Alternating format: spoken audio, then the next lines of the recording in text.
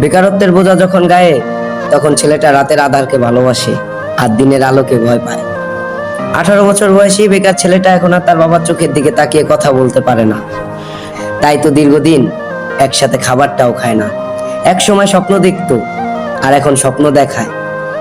বাস্তবতা ধাক্কায় জীবন কতটা পরিবর্তন হয় একমাত্র 18 বছর বয়সী বেকার ছেলেটাই শিখায়।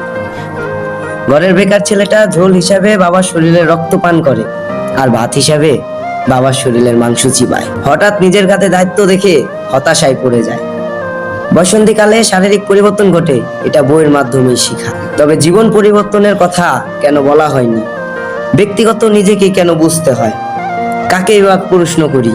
কারো কাছে তার উত্তর নাই। তবে তোমরা ছোট যারা রয়েছো, তারা বেকারত্বকে অবহেলা মনে করো না।